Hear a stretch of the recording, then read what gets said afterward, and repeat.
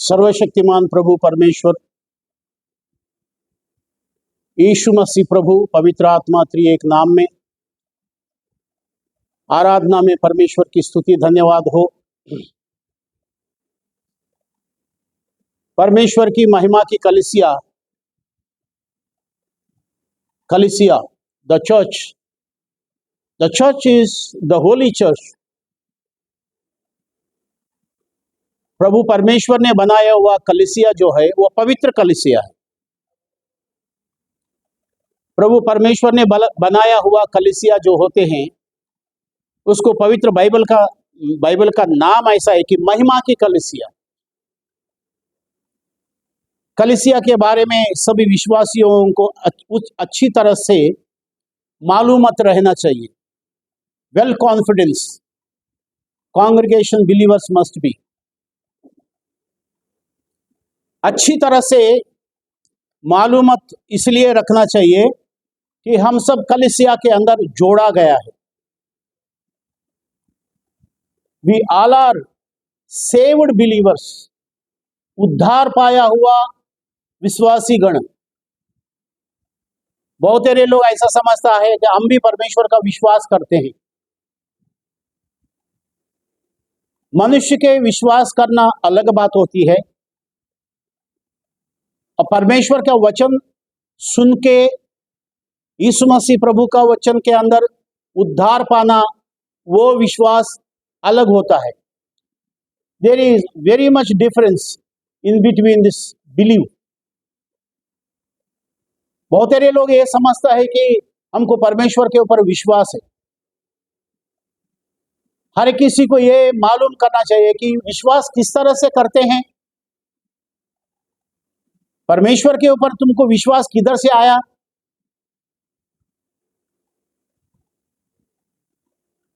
कैसे विश्वास आया तुमको? ऐसे ही बोलते हैं हमको विश्वास है, बस विश्वास। किसी का नाम विश्वास नाम का एक लड़का रहता है, आदमी रहता है विश्वास, और वो आदमी परमेश्वर के ऊपर विश्वास या वचन के जरिए विश्वास करना नहीं जानता।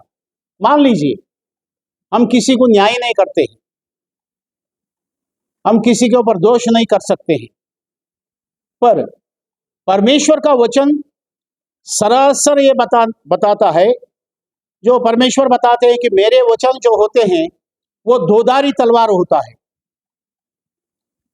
परमेश्वर का वचन दोधारी तलवार को चलाने वाला जो होते हैं, तलवार चलाना ज्यादातर हमसे पहले के युग में तलवार वो चलाते थे जो युद्ध भूमि में, युद्ध के मैदान में, जो देश बचाने के लिए, दुश्मन को जीतने के लिए जो युद्ध मैदान में जाके तलवार चलाते हैं, उसको ये विश्वास रहता है कि हमारा देश को बचाना है।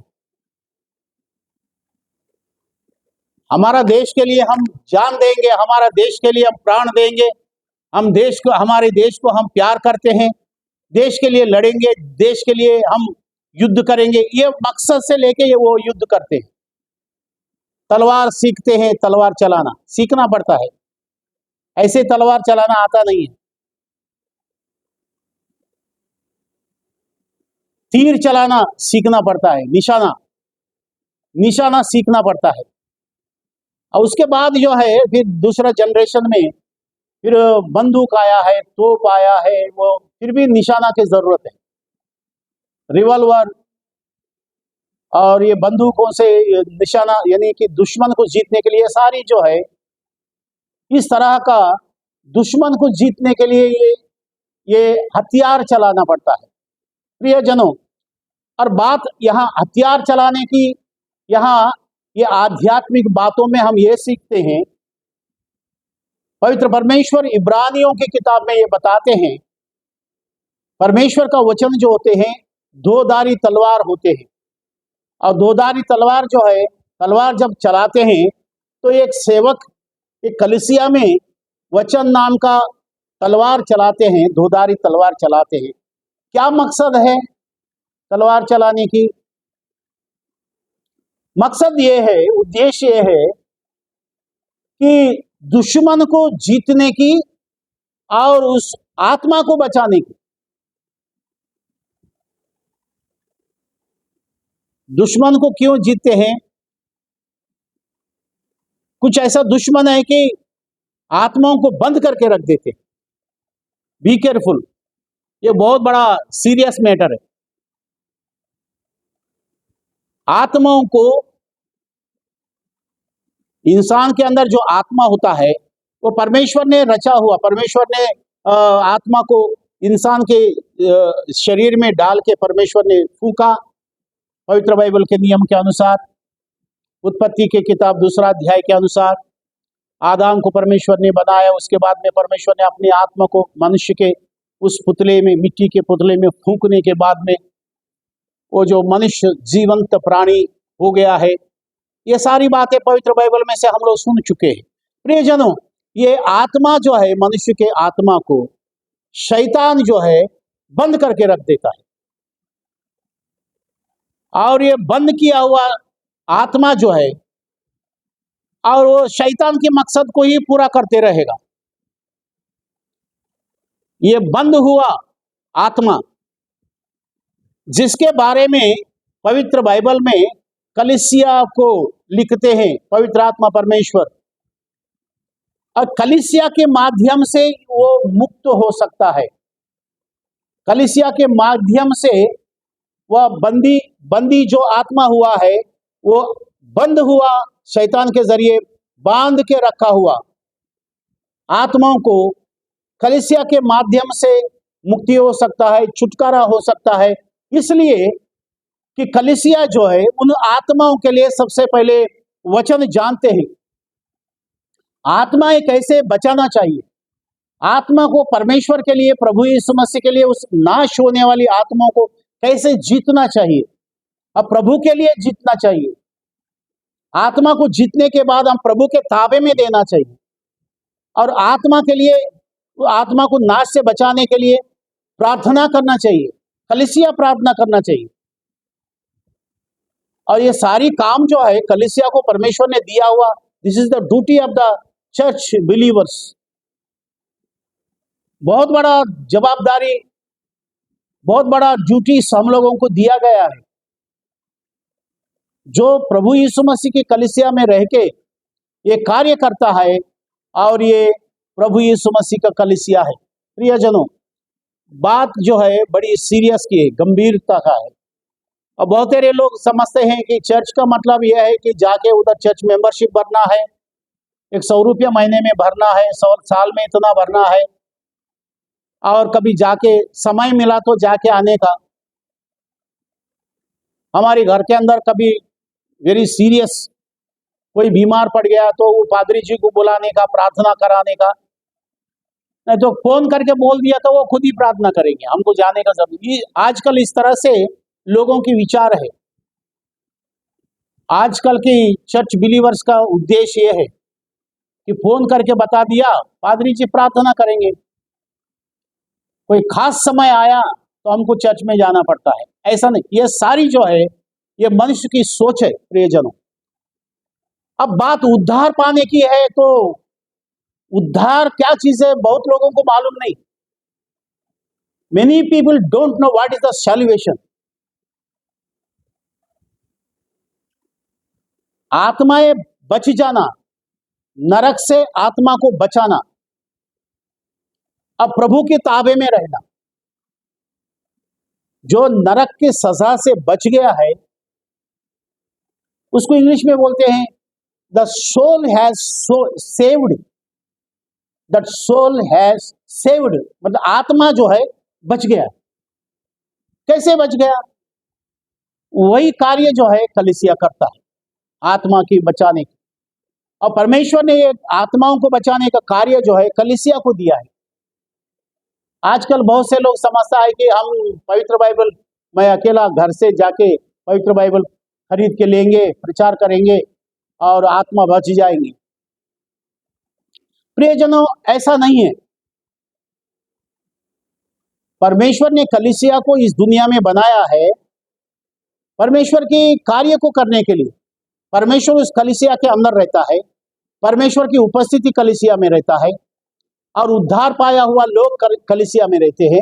और उद्धार पाया हुआ लोगों में से कुछ लोगों को पवित्र बाइबल का पढ़ने का, पवित्र बाइबल का सुसमाचार प्रचार करने का प्रभु परमेश्वर तलांत देते हैं, वरदान देते हैं। कुछ लोग सेवा करने के लिए, कलीसिया के लिए ही सेवा करते हैं, उसको प्रभु का सेवक कहते हैं।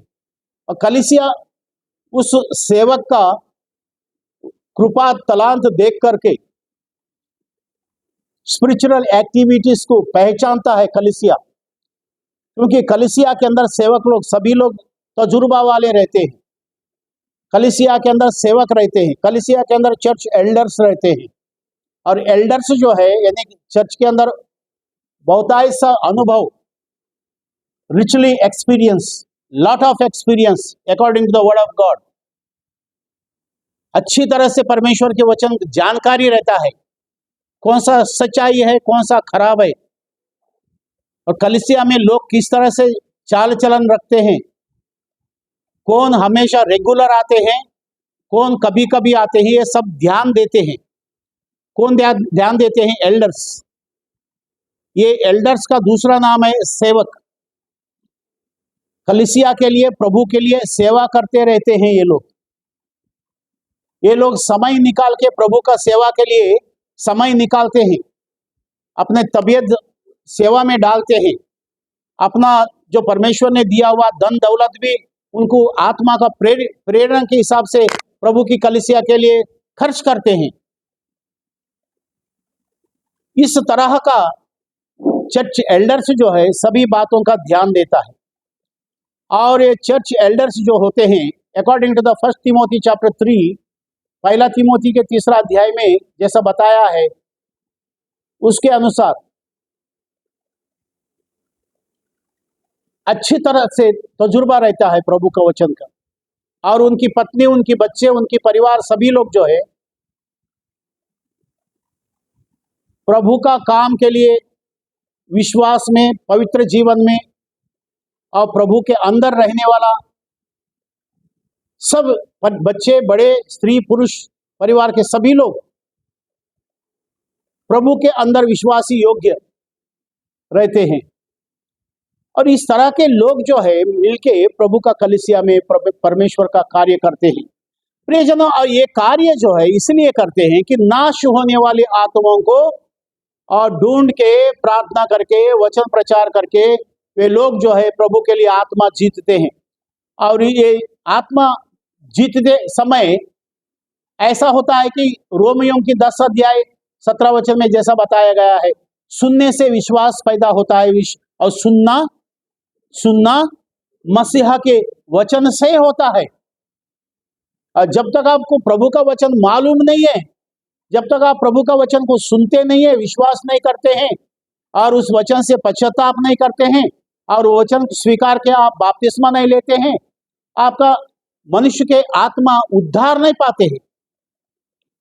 और ये जो उद्धार नहीं पाते हैं, ये लोग जो है जिसकी उद्धार नहीं होता है, और वो कैसे रहते हैं? वो जो है शैतान के बंधन में रहता है। Be careful. ये मैं नहीं कहता है, ये पवित्र वचन बोलता है। ये शैतान की जो गुलामी के अंदर रहता है। गुलामी मतलब समझते हैं ना, उनकी कहना से हमको करना है। वो जो कहते हैं उनकी मर्जी, वो जो बोलते हैं, वो दबाते हैं तो हमको दबना है, वो हमको सताते हैं तो हमको सताया जाना है, हमको फेड़ा देते हैं तो हमको फेड़ा उठाना है। हमारी मर्जी से नहीं, हमारी सुख शांति के लिए नहीं। इसको बोलते हैं गुलामी। प्रियजनों, हम समझते हैं, हिंदी भाषा में वचन सुनते हैं, उस शैतान की दुष्ट आत्मा की जो गुलामी के अंदर रहता है, जिसकी उद्धार नहीं हुआ। बात कितनी गंभीर है, कितनी सोचने वाली बात है। जबकि परमेश्वर ने मनुष्य को उस तरह से बनाया है इस दुनिया के अंदर। परमेश्वर की महिमा करें, मनुष्य जो है परमेश्वर की महिमा करे, परमेश्वर की स्वर्ग की सुख शांति प्राप्त करे, स्वर्ग की आनंद और खुशी की जिंदगी में उसे मिले, वो चीज उसको नहीं रहता है। किसको? जिसको उद्धार नहीं हुआ है, जो आत्मा विच सोल हैज नॉट सेव्ड, जो आत्मा उद्धार नहीं पाया है, जो आत्मा की उद्धार नहीं हुआ। उद्धार यानी कि बहुत लोग हिंदी में नहीं समझते, सारी बात कहते हैं, सारी बात मालूम रहता है, पवित्र बाइबल का वचन का बात मालूम नहीं रहता, इसलिए कि वो कभी आके सुनते नहीं है, समझते नहीं है, दुनियादारी का बहुत बात बोलते हैं, उम्र भर के बोलते हैं, बूढ़ा होने तक बोलते हैं। कितनी बड़ी दुख की बात है, अभी तक तेरा उद्धार नहीं हुआ। उद्धार नहीं हुआ इसका मतलब तू शैतान यानी दुष्ट आत्मा का, परमेश्वर का विरोधी आत्मा का तू गुलाम है। तो इस बात को लेकर हमको बड़ी गंभीरता से सोचना है प्रियजनों। इसलिए वो आदमी जो होते हैं जिसकी उद्धार नहीं हुआ, जिसकी शैतान का गुलामी है, और शैतान क्या करता है उसको एक, जैसा कि हम देखते हैं इस दुनिया में हमारी संविधान के अनुसार, कानून कायदा के अनुसार खिलाफ में जो अपराध करते हैं, पुलिस उसको पकड़ता है या कोर्ट में लेके जाते हैं, उसको सजा मिलता है, उसको जेल होता है। जेल यानी बंदी खाना में डाल दिया जाता है। और जब बंदी खाना में डाल दिया जाता है तो वैसा, बात समझने के लिए एग्जाम्पल के लिए बताया, वैसा दुष्ट आत्मा भी जो परमेश्वर का वचन सुनते नहीं, परमेश्वर के पास नहीं जाते हैं, परमेश्वर का वचन के ऊपर विश्वास नहीं करते हैं, परमेश्वर का अनंत काल का जीवन के बारे में कभी सोचते नहीं है, धार्मिक नहीं बनते हैं, और उसको शैतान क्या करता है, अपना कब्जा में ले लेते हैं और उस जेल में बंद करके रख देते।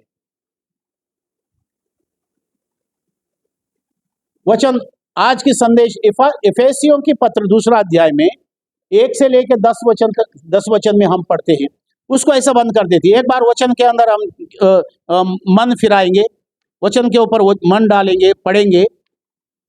इफेसियों की 2 अध्याय पहले वचन से, उसने तुम्हें भी जिलाया। एक बार कोई और वॉइस में से कोई और जोर से पढ़े, मराठी में पढ़े। हाँ, उसने तुम्हें भी जिलाया जो अपने अपराधों और पापों के कारण मरे हुए थे। बस, अपराधों और पापों के कारण मरे हुए थे, यानी कि वो पापों के, अपराधों के लिए पाप और अपराध किया है, इसलिए मरा हुआ, यानी कि वो आत्मा जो है, डेड सोल, आत्मा मर चुकी है, यानी कि उसको उद्धार नहीं हुआ, वो नरक में गया। पवित्र बाइबल में लिख के रखा है, परमेश्वर ने, हम पढ़ते हैं, छोड़ देते हैं। कौन समझाएंगे इस बातों को?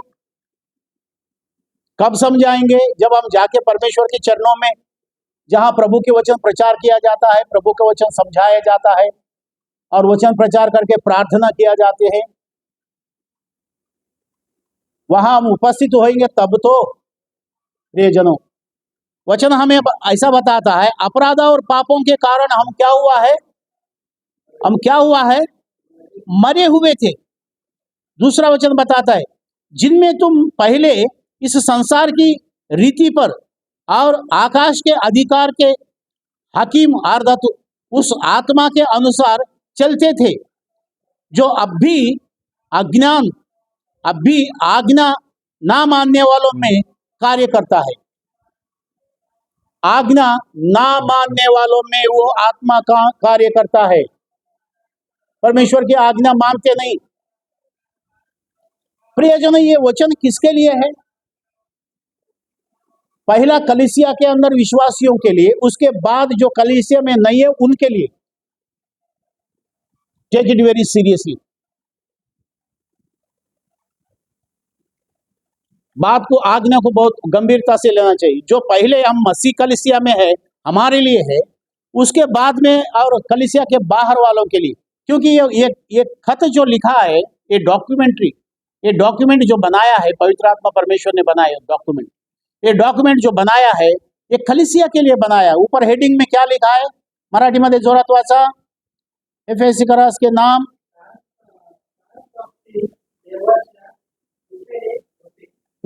हेडिंग पढ़ो, हेडिंग। नहीं नहीं, एफएससी करास पत्र है ना, वो हेडिंग है ना, उसके ऊपर वो हेडिंग पढ़ने का।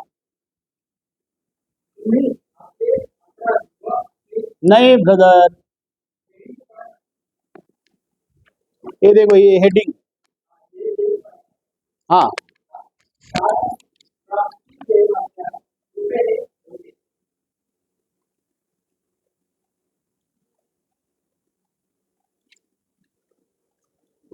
हे बघा, ये हेडिंग है।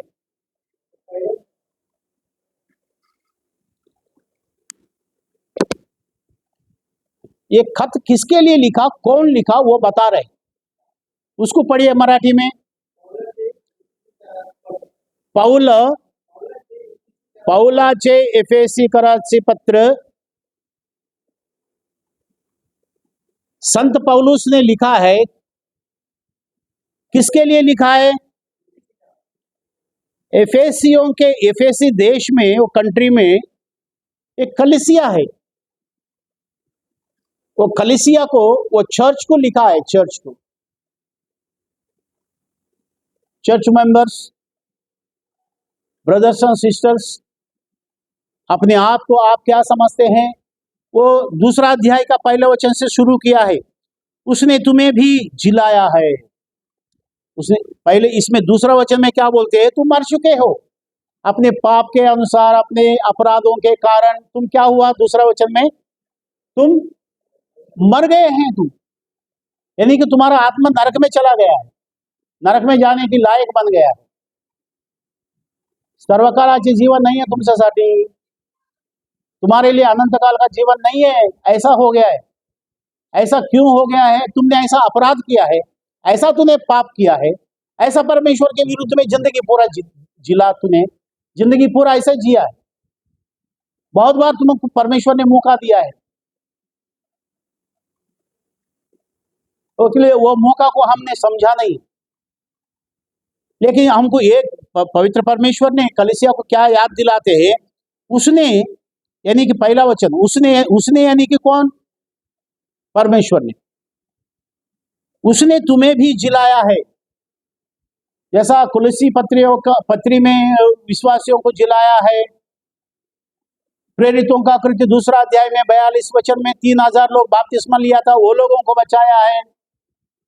जो कोई विश्वास करते हैं, यीशु मसीह प्रभु का सुसमाचार सुनते हैं, यीशु मसीह प्रभु का सलीब की कुर्बानी की संदेश जो सुनते हैं, मन फिराते हैं, बपतिस्मा लेते हैं, कलीसिया में आते हैं, और प्रभु के आज्ञा के मुताबिक जीते हैं, प्रभु की इच्छा को पूरा करते हैं, कलीसिया का नियम का पालन करते हैं, कलीसिया में जिस तरह से आराधना करना है उस तरह से आराधना करते हैं, अपने मनमर्जी से नहीं आराधना करते हैं, मनमर्जी से गीत नहीं गाते हैं।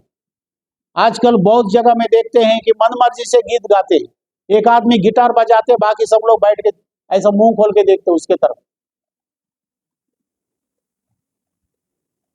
अरे तुम आया क्यों? इसलिए परमेश्वर के भवन में आया क्यों? तुमको आराधना करना होता है। लेकिन वो आराधना करने के लिए, वो गीत गाने के लिए मौका मिलता है तो गीत नहीं गाते हैं। वो गीत गाने के लिए कोई आदमी स्टेज के ऊपर गिटार बजाता है, वो चिल्लाता है, वो डांस करता है। क्या पवित्र बाइबल में वो आराधना ऐसा बताया कि करने के लिए? क्या परमेश्वर का इच्छा था? क्या परमेश्वर का आज्ञा था? कैसे करने के लिए आराधना परमेश्वर बताते हैं, और तुम क्या करते हैं इधर? वो इसलिए करते हैं कि that is the man made church. मनुष्य का वो बनाया हुआ, मनुष्य ने फाउंडेशन डाला हुआ। वो बोलते हैं मेरे चर्च है। उसमें उद्धार नहीं है प्रियजनों, वो प्रभु का कलीसिया नहीं है। उसमें आत्मा का, अनंत काल का जीवन नहीं मिलता है आत्मा के लिए। वो कितना भी जिंदगी भर गिटार बजाएंगे, जिंदगी भर वो ऐसे गीत गाएंगे, अकेला अकेला गाएंगे, बाकी लोग बैठेंगे, फिर भी तुम अनंत काल के जीवन में नहीं जाएंगे। बी केयरफुल, वचन ऐसा बताते। बाद में ऐसा नहीं बोलना कि ये सच्चाई हमको कोई नहीं बताया। बाद में ऐसा नहीं बताना कि परमेश्वर को ये हमको मालूम नहीं था। जैसा कि यीशु मसीह प्रभु लूका रचित सुसमाचार में बताया, धनवान एक होता है, एक दरिद्र लाजर होते हैं। लाजर को मरने के बाद स्वर्गदूत आके लेके गए हैं, और धनवान जो आदमी है वो स्वर्गदूतों के जरिए नरक में ढकेल दिया गया है। स्वर्गदूतों ने दो काम किया है। धनवान के आत्माओं को स्वर्गदूतों ने नरक में ढकेल दिया है। अब कैसे ढकेल दिया? पांव से लात मारा क्या, और हाथों से मुक्का मारा क्या, कैसे ढकेल दिया वचन में तो नहीं बताया है, लेकिन हम समझ सकते हैं कि ढकेलने वाले कैसे ढकेलते हैं। जो चीज काम का नहीं है, जो चीज गंदी बास आता है, जो चीज परमेश्वर का खिलाफ है, उसको क्या फूलों के जरिए उठाते हैं क्या? ढकेल दिया मतलब ऐसा लात मारा होगा, ऊपर से नरक में चला गया। वहां ये बताते हैं कि परमेश्वर पिता ये चीज इस तरह से होता है, हमको मालूम नहीं है, धनवान बोलते हैं। और इस तरह से होता है करके मैं और भी मेरा 5 भाई है धरती के ऊपर, इसको खुद का 5 भाई है तो सगेरा और मौसेरा चचेरा और भी कितना भाई होएगा ना, वो तो बताए नहीं वचन में, लेकिन बहुत होएगा। वो सबको मैं जाके बताएंगे बोलता है। यानी इसको ये बताने के लिए, इसको मालूम करने के लिए बहुत मौका परमेश्वर ने दिया, लेकिन उसने ध्यान नहीं दिया। उसके जैसा आज भी लोग करते हैं, ध्यान नहीं देते हैं। रविवार का दिन आता है, when Sunday worship day will come, before Sunday, Saturday, Friday, when the days coming by days, शुक्रवार के बाद शनिवार आता है। शनिवार में सोचना चाहिए कि कल रविवार के लिए हमको क्या करना चाहिए। पति पत्नी को बात करना चाहिए कि रविवार का दिन जाने के लिए कौन सा कपड़ा धो के रखा, इस्त्री किया है, रविवार का दिन सुबह नाश्ता करने के लिए क्या बनाए। कोई रविवार का दिन चर्च में जाने के पेट भर के खा के आते, दबा दबा के खा के आते। हम तो ये अधिकार के साथ बोलेंगे, ऐसा नहीं प्रियनो। आराधना में जाने के लिए हमको लाइटली थोड़ा सा ब्रेकफास्ट लाइट लेंगे तो क्या होंगे, हम आराम से प्रभु का वचन सुन सकते हैं, गीत गा सकते हैं, हम वहां बर्दाश्त कर सकते हैं, फॉलो अप कर सकते हैं। एक्टिविटीज में हम जो है वहां एक्टिव रह सकता है, क्रियाशीलता में रह सकता है। यदि हम पेट भर के खाना खा के 4-5 रोटी दबा के खा के आया और पानी भी पी के आया, और यहाँ चर्च में परमेश्वर की आराधना का भवन में आने के बाद क्या हालत होता है। परमेश्वर की दया से कोई चर्च में तो एसी लगा हुआ रहता है, और फिर इधर आने के बाद में फिर वो आत्मा जो है वो उसको नींद आ जाता है, प्रभु का वचन पढ़ने के लिए मन नहीं लगता है। ये सारी बातें जो है, हमको पहले प्रिपरेशन नहीं है, ध्यान नहीं है। इसका मतलब तुमको प्रभु के भय भीति नहीं है, you are not God fearing man. खाली नाम के लिए तुम बोलता है कि हम परमेश्वर का आराधना करते हैं, लेकिन ये ढोंग है, तू ढोंगबाज करते हैं, कुछ भी अलर्ट नहीं है तू। परमेश्वर बोलता है तुमको पहले परमेश्वर ने जिलाया है। वचन में हम आते हैं प्रेरितों का कृत्य 2 अध्याय में, परमेश्वर ने, यानी कि उसमें लिखा है उसने तुम्हें भी जिलाया जो अपने अपराधों और पापों के कारण मरे हुए थे। वचन फिर हम रिपीट करते, तुम पहले से अपराध और पापों के कारण तुम मरे हुए थे, लेकिन उसने हमको जिलाया है, बात जिलाया है, उसने हमको जिंदा किया है। कैसे जिंदा किया? 3 वचन में बताता है। 3 वचन पढ़िए जोर से। उनमें हम भी सबके सब पहले अपने शरीर की लालसाओं में दिन बिताते थे, शरीर और मन की इच्छाएं पूरा करते थे, अन्य लोगों के समान स्वभाव ही से क्रोध की, अन्य लोगों की स्वभाव के समान हम क्रोध की संतान थे, क्रोध की संतान थे, अन्य लोगों की संतान के समान। यानी कि तुम तो उद्धार पाया है, जिलाया है, तुमको प्रभु वचन प्राप्त किया है, उद्धार हो गया है। उद्धार यानी कि परमेश्वर ने तुमको नरक से बचाया। अब तुम शैतान की इच्छा पूरा नहीं कर सकते, लेकिन यहाँ शैतान की इच्छा पूरा करने वालों की जो हालत है इस 3 वचन में बताया है। वो क्या करते हैं, शैतान की लालसा पूरा करने के लिए क्या करते हैं वो, इनमें हम भी सबके सब पहले अपराधी, पहले अपनी शरीर के लालसाओं में दिन बिताते थे। हम लोग भी ऐसे थे पहले, लेकिन परमेश्वर ने तुमको छुटकारा दिया। शरीर की लालसा पूरा नहीं करने के लिए अब तुमको रखा है। अब हम प्रभु में आने के बाद भी, नरक से बच जाने के बाद भी, उद्धार पाने के बाद भी शरीर की लालसा पूरा करते हैं क्या? बात वेरी सीरियस है। शरीर की लालसा अभी भी पूरा हो रहा है। गलतियों की 5 अध्याय में अभी पढ़ते नहीं है, लेकिन उधर बताया है नेत्राशा, आंखों की लालसा अभी भी हम कान में लगाते हैं। कान में क्या लगाते हैं मोजेस? पीछे वाला मोजेस क्या बोल रहे? एयरफोन, बराबर बताए। एयरफोन लगा के कान की लालसा पूरा करते हैं, और आंखों से देखते, मोबाइल में देख के आंखों की लालसा पूरा करते हैं, दिल की, मन की लालसा पूरा करते हैं। प्रभु में आने के बाद भी ये अगर करते हैं, हम परमेश्वर के लोग नहीं हैं। हम आराधना में आने के बावजूद भी कुछ परमेश्वर हमारा आराधना को पूरा कबूल ही नहीं करेंगे। ऐसा परमेश्वर का वचन। प्रियजनों, समय को बचाते हुए हम प्रभु के वचन में आगे बढ़ते हैं। प्रभु के वचन में 4 वचन में यह बताया कि परंतु परमेश्वर ने ये दया का धनी है अपने उस बड़े प्रेम के कारण जिससे उसने हमसे प्रेम किया है। इतना सारा करने के बावजूद भी इतना सारा तुम अपराध करने के बावजूद भी परमेश्वर ने क्या किया? वो परमेश्वर का स्वभाव क्या था? वो दया का क्या था? वो दया का धनवान है। दया का धनवान है, रिचली ग्रेसफुल गॉड। ऐसा परमेश्वर, वो दया का धनवान है, इसलिए उनकी धन में से हमको क्या किया है? अनुग्रह किया, दया किया। ये सारी बात जो है 5 और 6 वचन में लिखा है। 5 वचन में ये बताता है, जब हम अपराधों के कारण मरे हुए थे तो हमें मसीह के साथ जिलाया। ब्रैकेट में लिखा है, अनुग्रह ही से तुम्हारा उद्धार हुआ है। परमेश्वर का अनुग्रह, तुम्हारे अंदर ऐसी कोई खास बात नहीं है। परमेश्वर ने यह सोचा कि मैं दया का धनवान हूं, मेरा दया दिखाने से ये बच जाएंगे।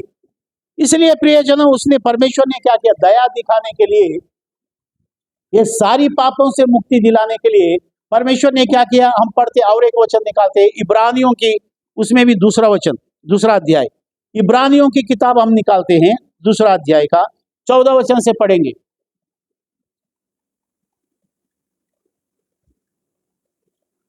इब्रानियों की दूसरा अध्याय का 14 वचन से पढ़ेंगे। समय को हम घटाते हैं, 11:15 हो गए। हाँ,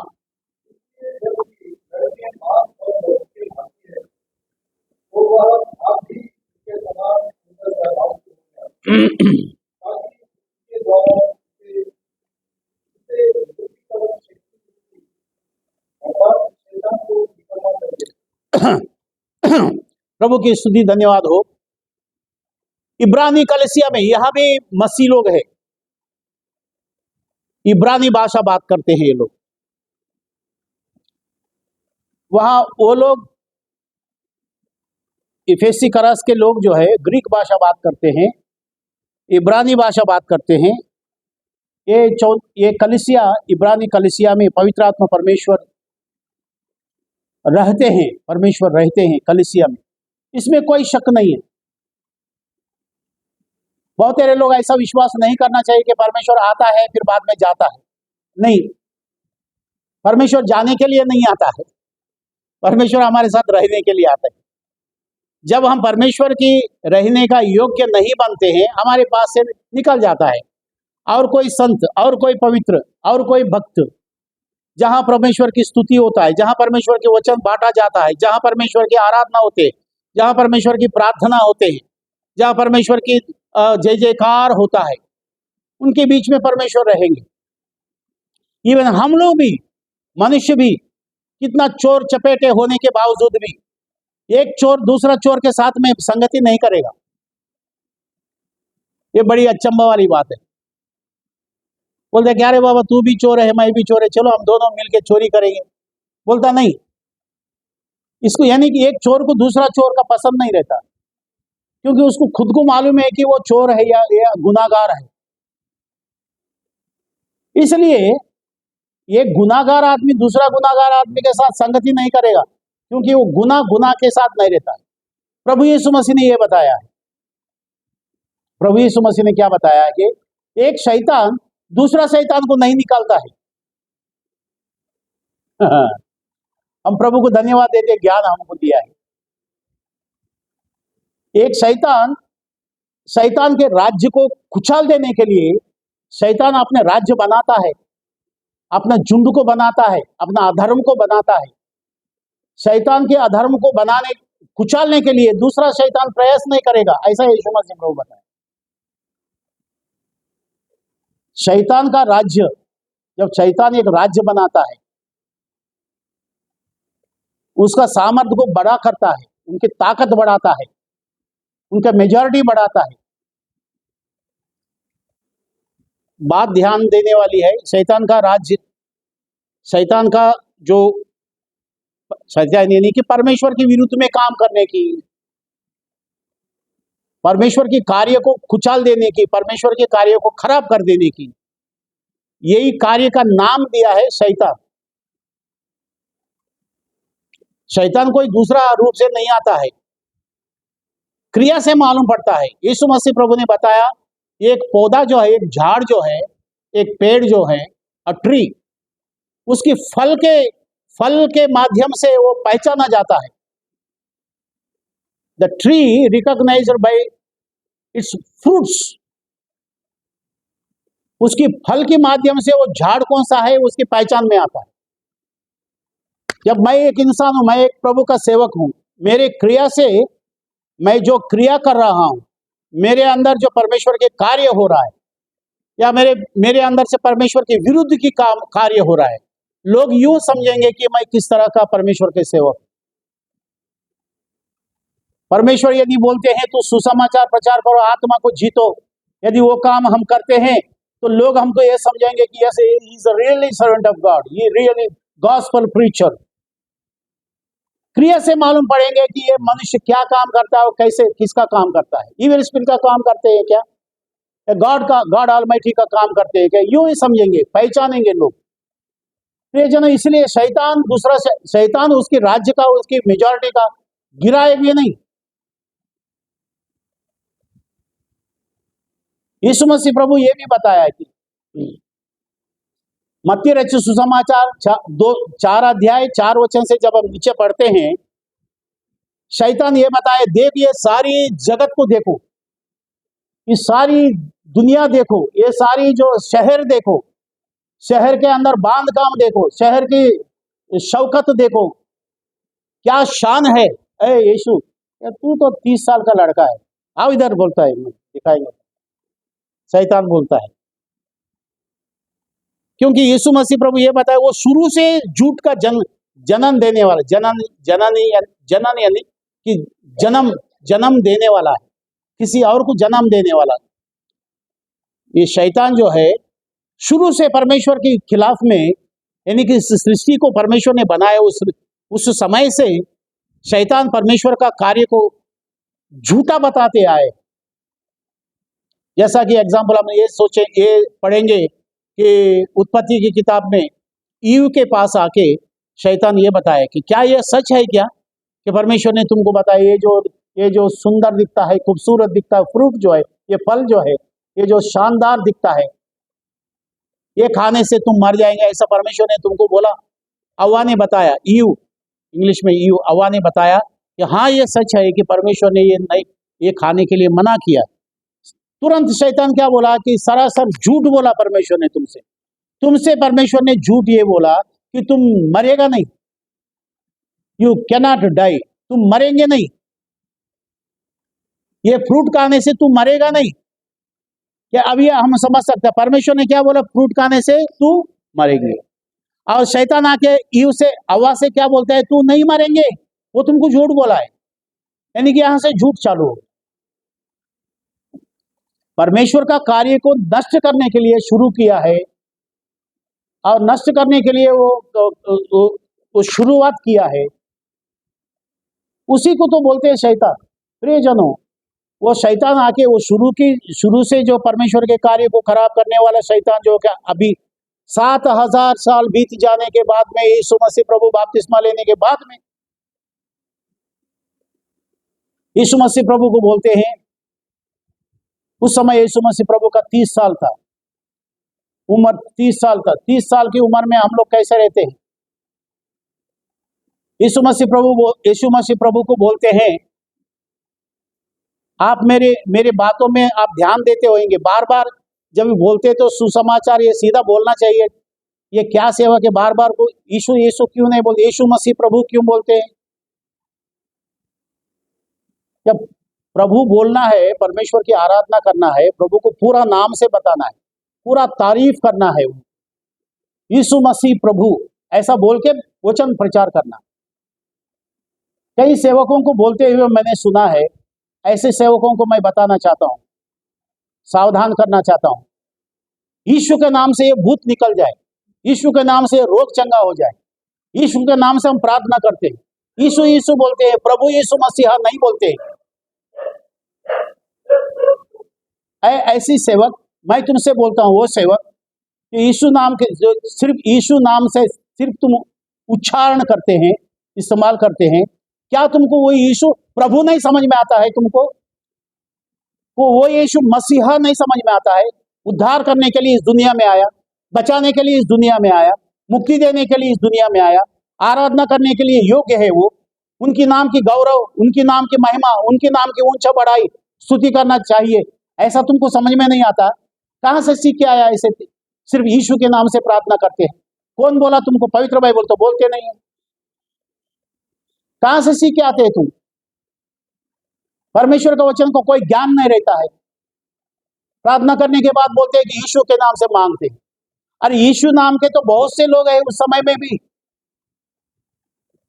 ऐसे सेवकों को मैं बताना चाहता हूं, पवित्र बाइबल का वचन से बताना चाहता हूं, प्रभु यीशु मसीहा के नाम से प्रार्थना करते हैं, ऐसा बोलो।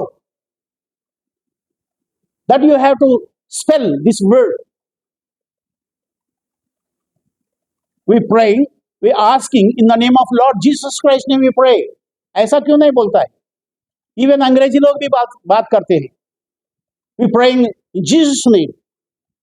अरे अंग्रेजी मैं तुमको बोलता हूं, oh you are the foreigner, that you have to go to the Bible college, learn the word of God clearly. This is Bible saying, the Bible, holy Bible commandments, scriptures, that you have to know this thing, that you have to say all these prayers, all this worship, we worshiping, we praying in the name of Lord Jesus Christ, that you have to spell. ऐसा बात करो, यीशु का नाम कभी नहीं बोलना, यीशु मसीह प्रभु बोलना, या प्रभु यीशु मसीह बोल। क्या तुम्हारे जैसा साधारण आदमी लड़का है क्या वो? हे यीशु, हे इकडे। कई लड़काओं में से मैं ऐसा नाम सुना है कि उनका नाम यीशु रखा, ठीक है, उसके माँ बाप ने बड़ी लालसा था कि यीशु प्रभु के जैसा है, मेरे बेटे भी आगे बढ़े, यीशु नाम रखा है। रखते हैं कोई कोई, रखना गलत नहीं है, लेकिन रखने के बाद में उसके माँ बाप खुद ही उसको बोलता, अरे तुरे एक अरे यीशु, हे ईसा या इकडे। यीशु प्रभु का नाम रखने के बाद में यीशु प्रभु का जैसा मान सम्मान उस बच्चे को भी दे, नाम के वजह से दे उसको, यीशु बेटा इधर आओ। इंग्लिश वाले अंग्रेजी लोग भी नाम रखते हैं, क्राइस्ट नाम रखते हैं। एक क्रिकेटर का नाम मैं जानता है, उसका नाम क्राइस्ट है, एक ऑस्ट्रेलियन है, एक क्रिकेटर है, अलग अलग वो कुछ भी करता होंगे, उससे हमको कोई मतलब नहीं। क्राइस्ट नाम रखते हैं, उसके साथ तो अच्छी तरह से बात करो। प्रभु का जो भी पवित्र बाइबल का नाम जो भी है उसके साथ अच्छी मान सम्मान देके बात करो। Like Solomon, like James, like holy Bible name, prophet name, शमूएल, मोसेस, एरोन, उनके साथ अच्छी तरह से बातें करो। वो लोग पवित्र बाइबल का नाम है, उनकी माँ बाप ने ऐसा विश्वास के साथ नाम रखा है, परमेश्वर की आत्मा का प्रेरण से रखा है। माँ बाप खुद ही उसको इज्जत नहीं देते। प्रियजनों, आज भी मन फिराए, अपने बच्चों के यदि पवित्र बाइबल का नाम है तो उसको अरे तुरे या ऐसा अपमान होने वाला ऐसा नाम से मत बुलाना। जब तेरा खुद के मुंह से अपमान करते हैं, बाहर के लोगों में क्या इज्जत, शैतान को मौका मिल जाता है। इसलिए हम ये सारी बातें ऐसा बोलने के लिए परमेश्वर मौका देता है। परमेश्वर के उद्धार जो है, जो नहीं पाते हैं, वो शैतान की बंदी खाने में बांधा हुआ है। उसको मुक्ति दिलवाने के लिए परमेश्वर ने क्या किया है? अभी इब्रानियों के उसकी दूसरा अध्याय में हम लोग वो वचन पढ़ते हैं, परमेश्वर ने क्या किया है। परमेश्वर ने ये किया है इब्रानियों की दूसरा अध्याय 14 वचन में, इसलिए जबकि लड़के मांस और लहू के भागी है, तो वह आप भी उनके समान, उनके सहभागी हो गया है, ताकि मृत्यु के द्वारा उसे, जिसे मृत्यु पर शक्ति मिली थी, आधातु शैतान को निकम्मा कर दे, और जितने मृत्यु के भय के मारे जीवन भर दासत्व में फंसे थे, उन्हें छुड़ा ले। मृत्यु के दासत्व में फंसे थे, मृत्यु के दासत्व में फंसे थे, यानी मृत्यु के, यानी कि नरक के पावर, नरक के अधिकार के अंदर जो लोग फंसे हैं, यानी कि वो लोगों को उद्धार नहीं हुआ, इसलिए वो फंसा गया, यानी कि बंद करके रखा है उनको जिलाने के लिए। अब वचन, हम संदेश, आज की संदेश, ये संदेश तो कभी पूरा होता नहीं है। इस लॉर्ड जीसस क्राइस्ट मैसेजेस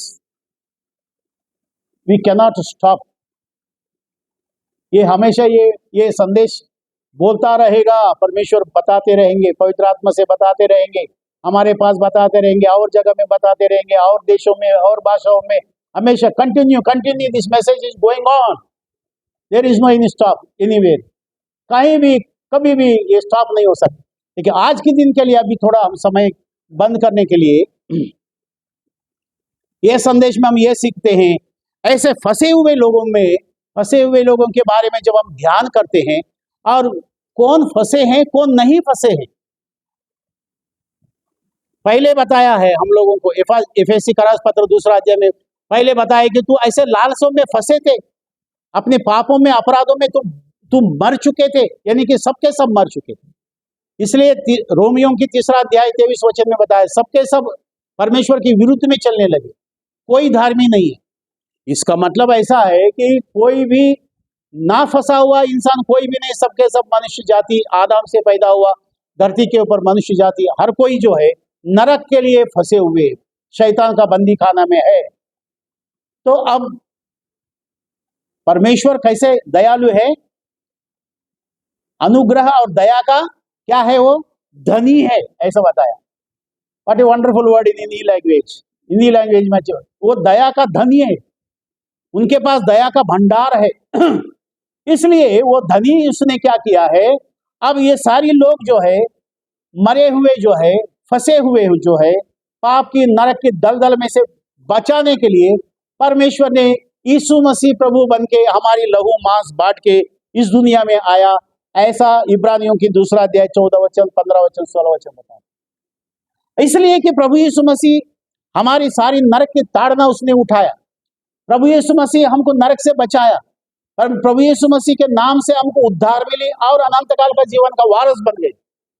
इसलिए विश्वास करना है, और विश्वास करके पश्चाताप करके बपतिस्मा लेना है, और परमेश्वर के संतान ठहराए जाना है, और अनंत काल का जीवन का वारिस बनना है। सर झुकाए प्रार्थना करते। स्वर्गीय पिता, हमारी आसमानी बाप, तेरे धन्यवाद करते हैं, आज की संदेश में प्रभु तेरी महिमा करते हैं। तेरे कृपा अनुग्रह के अनुसार प्रभु दिया हुआ संदेश को आशीर्वाद दे, और जो भी हम सुने हैं प्रभु, इसके अंदर बने रहने के लिए तेरे पवित्र आत्मा का अगुवाई कर, यीशु मसीह प्रभु के नाम से मांगते हैं, कबूल कर पिता, आमीन।